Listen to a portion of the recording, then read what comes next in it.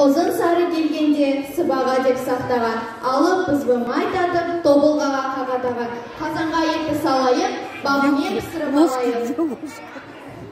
Қызыл салдың көжеге татсын деп қана, ол